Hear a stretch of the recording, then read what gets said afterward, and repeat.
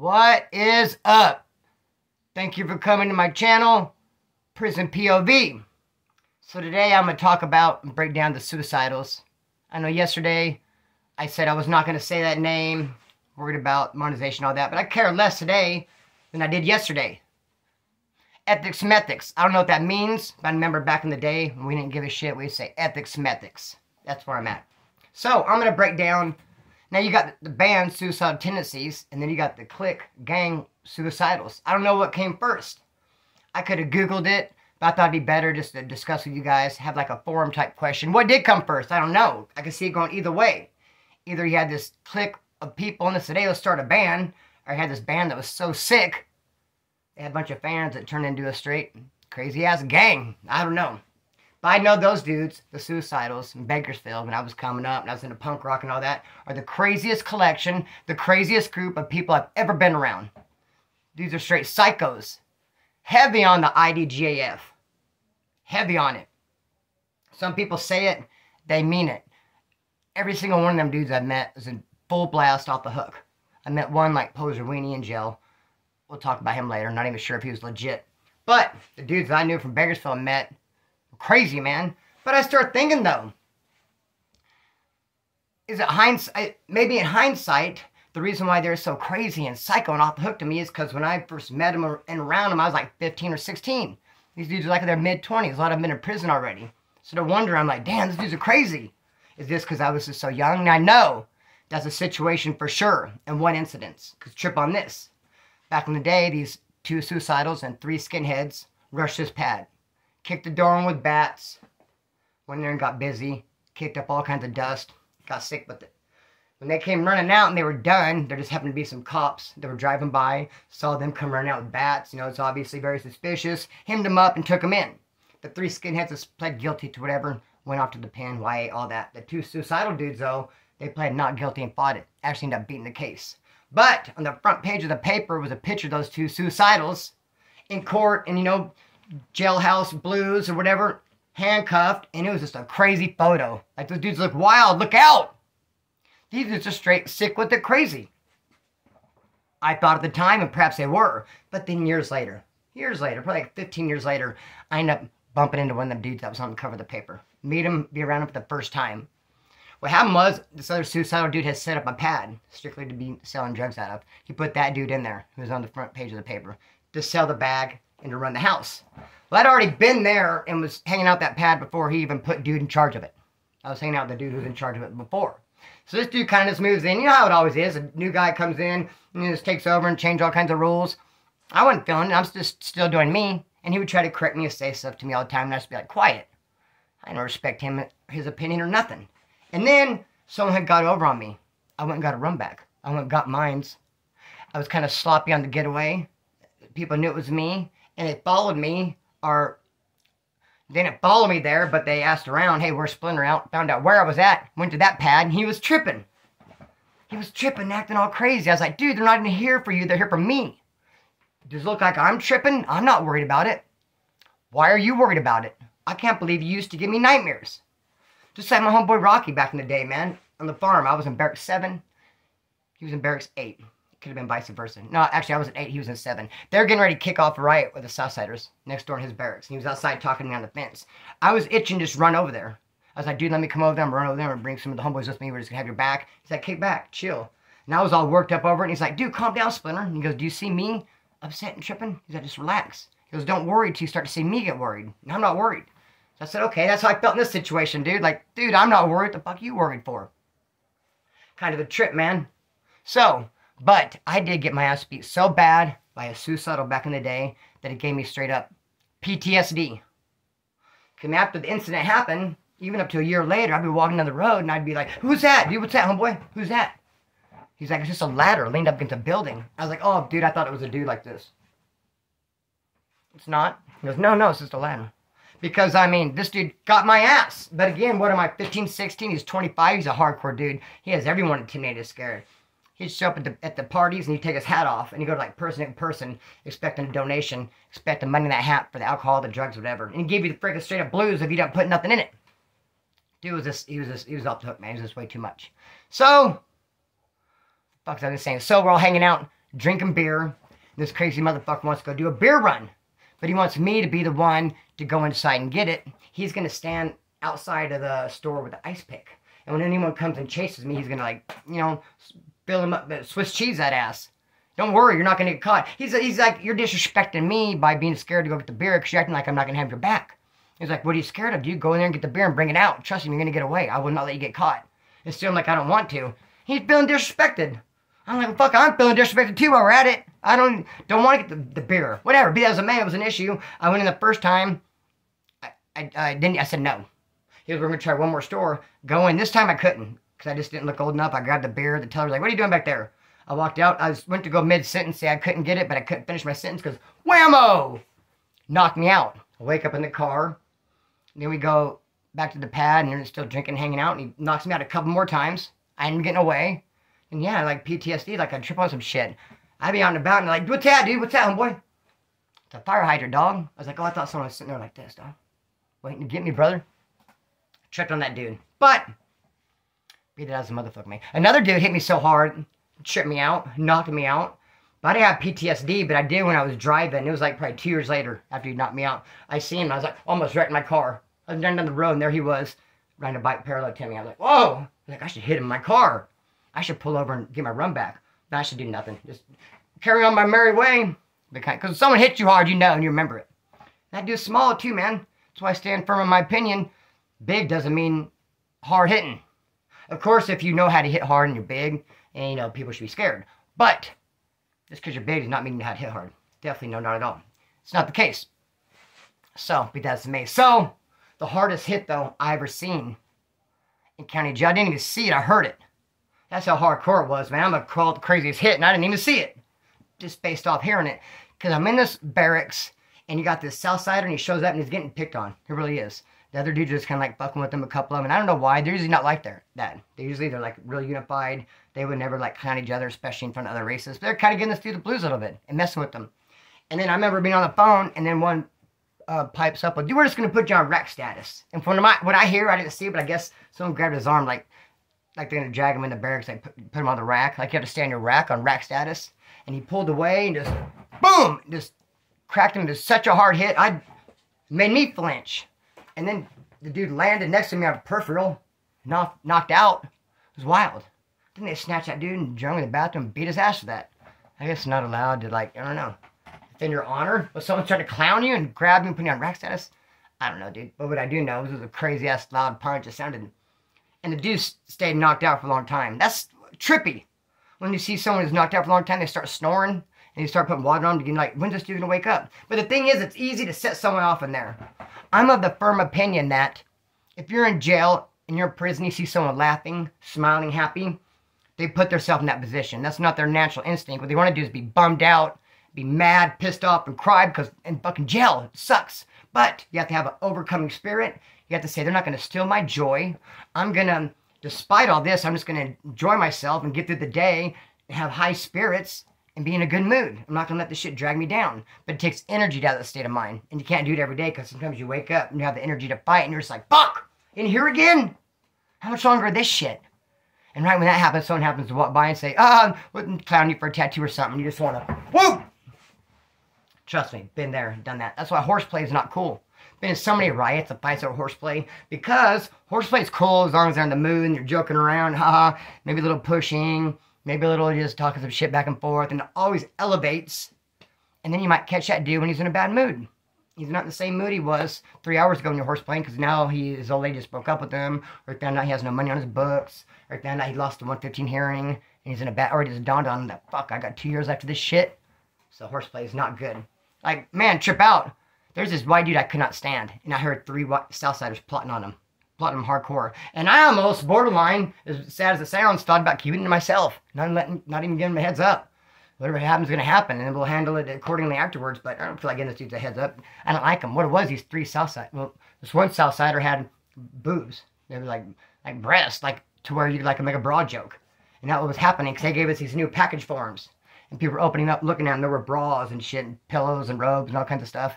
And the white dude made a crack to the Southsider like, hey, you gotta get a bra and stuff. I was like, funny at first, you know, yeah, whatever. But then he said it again, and he said it again. And it was like, too much. Dude's plotting on him. Even made a piece, told his two homies, I'm getting him. He says that again. And I had to go tell him, pull him up, said, dog, I heard in my own ears, dude, you're in deep, like, I wouldn't bring that up again. I would not say that again, homie. And he didn't. He's like, damn.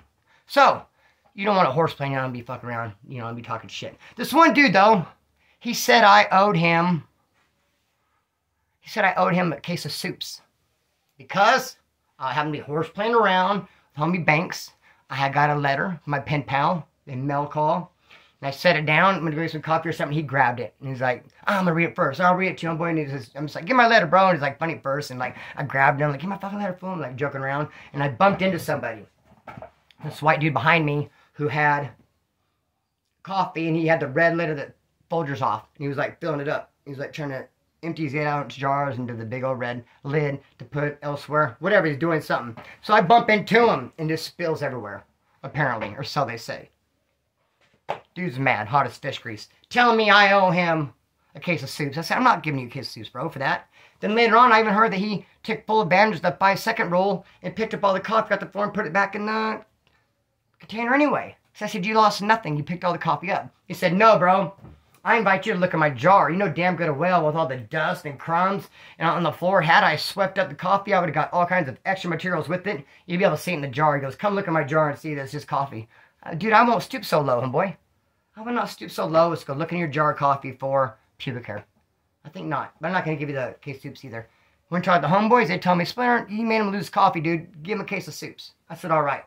But he wanted to rub it in, put salt in my wound. When we're at dinner time from like a table away, tell me, hey, don't forget my case of soups. Now, I hate that if I owe you and you want to throw my business in front of other people. I remember this one guy when I first started doing time.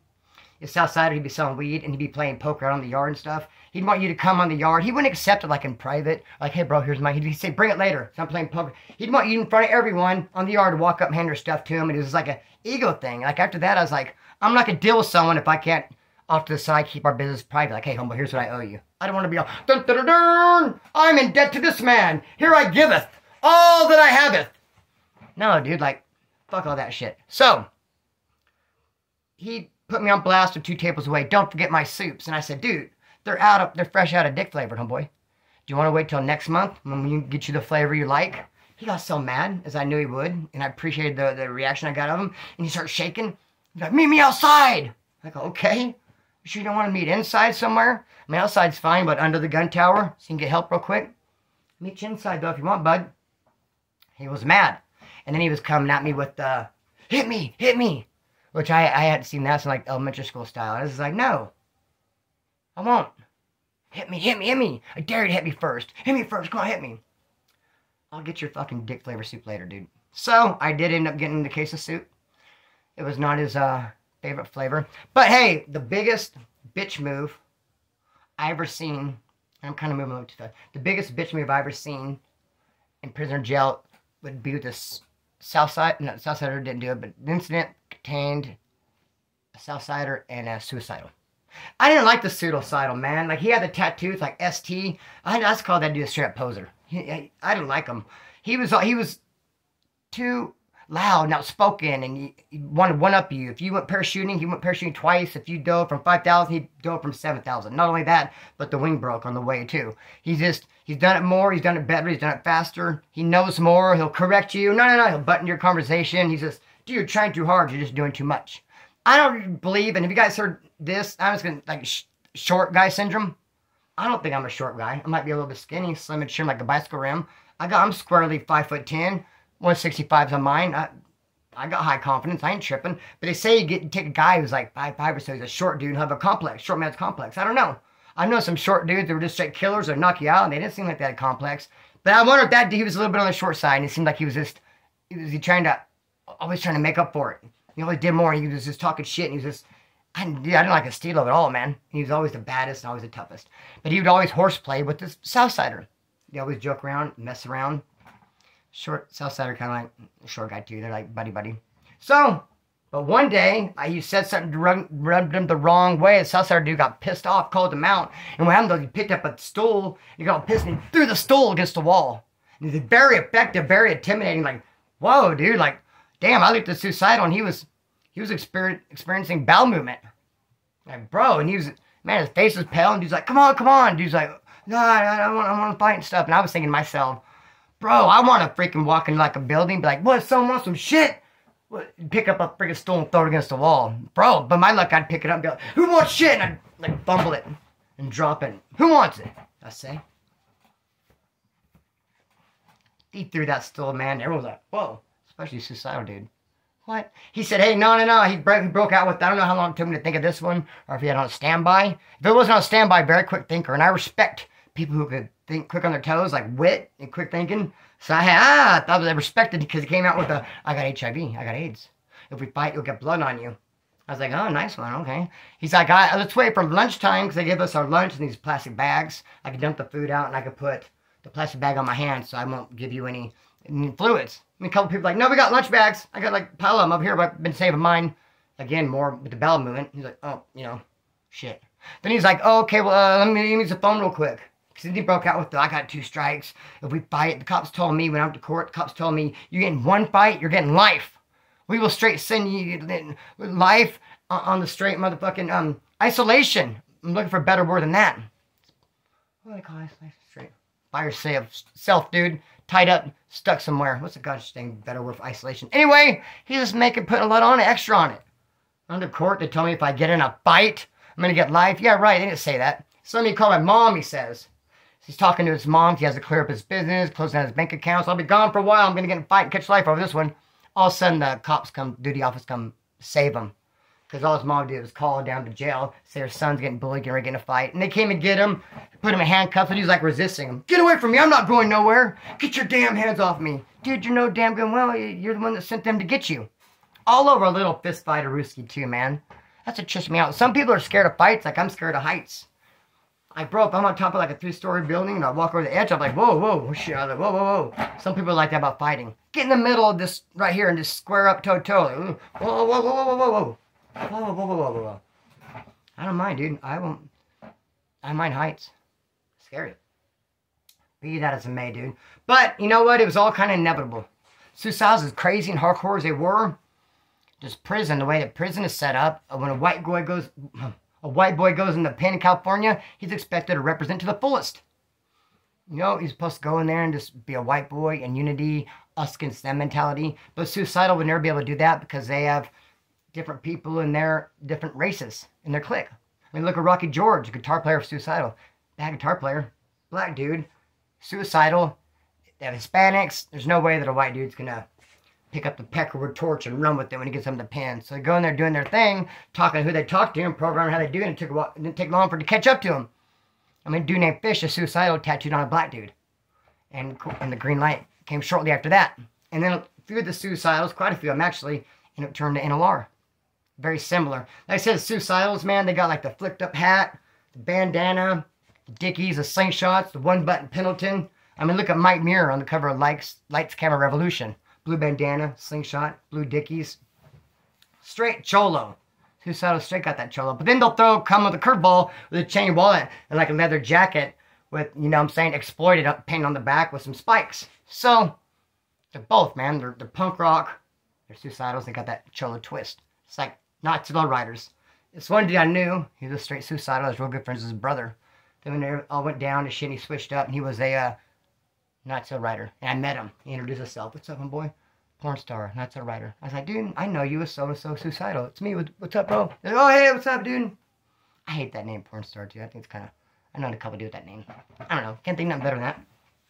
Be that as it may, man. I'm going to tell us another story real quick. I knew I got some extra time. Trip on this. I knew the Suicidal. He was a good friend of mine. Me, him, and this Southsider. The Suicidal knew this lady. She got a hold of him, said, my daughter hasn't been home. I want her home. She's off with her boyfriend. She's 16. She hasn't been home a week. Why don't you go find my daughter and bring her home? He's like a family friend. Came and got me. This is me. Suicidal and Southsider. So making some calls. Trying to figure this out. Where's the daughter out? Finally get in touch with some people. Like she has to come home to the mom. Got her on the phone. She's like, look, I'm with my boyfriend. I want to do this and that. Fine. Do all that. Do whatever you want. But you got to come home and talk to mom. If you've been gone too long, you have to come check in. And then take it from there. Do whatever you want. But we're going to make sure, and we're not going to sleep. We're not going to go away until you go home and talk to mom. We're going to be right here in your bumper. We were calling. We're harassing people. We're in the mix. Get your ass home. All right, but I'm going to bring my boyfriend home with me. He's going to go in there, you know, because I'm going to be with him. He's going to talk to my mom. So, all right, well, cool, whatever. So we ended up going back to the pad, tell the mom. We were able to make contact with your daughter, talk to her. She's coming by, be here in an hour. She's bringing her boyfriend with her. She's there in love, wants to be together. But she said she was going to come back and touch base with you. You know, we insisted. So we're all sitting there. Like an hour later, she comes in, the daughter, 16-year-old girl, in with like a 35, 40-year-old dude. I think it's the son's dad. I think he's going to walk in and say, look, my son, he's very responsible. I approve of this relationship. He came with the attitude like he was running the show. Like, look, we're together. We're in love. We're going to be together. And we're just like, you're the boyfriend, fool? And he's like, his last words, he looked at her and he's like, we might have to think about things. That's the last thing he said. Fucking mollywop, dude. Wow. It was a crazy one. So he got broke off, as he should. He didn't lose his life, as he should have. You sick son of a bitch. I hate people like that, the scum of the earth. But dude, imagine the balls. Came walking in like he was going to throw some weight around and be like, this is what time it is? This is my old lady, deal with it? Was his attitude. 40 years old and she's 16. We were like, what? Okay? Parquet? Have we met? So yeah, he just got the blanket party. You know, he was up walking around the next couple days. Anyway, shout out to the joiners. Shout out to the Point of View crew. Nothing but most love and respect. Still got the Pruno in the mix. Had to throw away the old one when all that motel room drama happened. Of course, I had to get another orange and pill it. Imagine all the trouble I have to go through. So I do got this Pruno. I'm going to make this wine. I'm looking forward to it. Can't wait. I believe tomorrow's the last day of the month. For sure going live. Daytime. We'll play some guitar stuff I've been preparing. Can break out the laptop and the speakers so we can have the music going with it. Nothing but most some respect. Cut the string, let it fly. Peace.